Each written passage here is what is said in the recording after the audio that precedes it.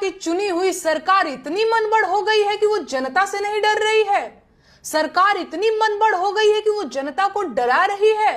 अरे धिक्कार है उस जनता पर जो अपनी बनाई सरकार से डरने लगे, और लानत है उस सरकार पर जो अपनी भाग्य विधाता जनता को डराने लगे। ये सरकार जनता की बनाई हुई है और जनता जब चाहे इसे बदल सकती है।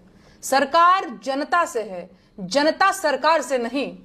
और अगर देश की सरकार देश की जनता से नहीं डर रही है तो इसका सीधा मतलब है कि ये सरकार बनाने का काम जनता कर ही नहीं रही है। तो सरकार फिर कौन बना रहा है? ईवीएम। फिर तो हो चुका खेला।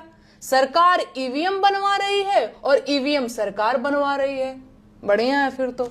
अच्छा, दिल पे हाथ रख करके बताइएगा, आपको सच में लगता है कि सरकार देशवासियों का भला कर रही है? क्या आपको अब तक नहीं समझ में आ रहा है कि सरकार की नजर सिर्फ देश के संसाधनों पर है? महंगाई, बेरोजगारी, स्वास्थ्य और शिक्षा जैसे मुद्दों को साइडलाइन कर देने वाली सरकार देश का भला कैसे कर सकती है? कुछ अंधभक्त और जाहिल किस्म के लोग मुझसे सवाल पूछ रहे हैं कि मैं होती कौन हूं प्रधानमंत्री से सवाल पूछने वाली? मेरी औकात क्या है? हैसियत क्या है मेरी? गजब सवाल है। अब क्या देश के प्रधानमंत्री से सवाल पूछने के लिए पहले मुझे प्रधानमंत्री बनना पड़ेगा? आप शायद भूल गए होंगे, लेकिन आपकी जेब में पड़ा एक कागज का टुकड़ा आपको ताकत देता है कि आप पूरे अधिकार के साथ देश के प्रधानमंत्री से सवाल पूछ लें। अपने सोए हुए दिमाग को जगाइए महाराज। आपका वोटर कार्ड आपको खाली सिम खरीदने के लिए नहीं दिया गया है, आपकी नागरिकता का एक दस्तावेज है, और वो उसके आधार पर रास्ते का एक गरीब मजदूर भी प्रधानमंत्री से पूछ सकता है कि साहब मैं अब तक गरीब क्यों हूं?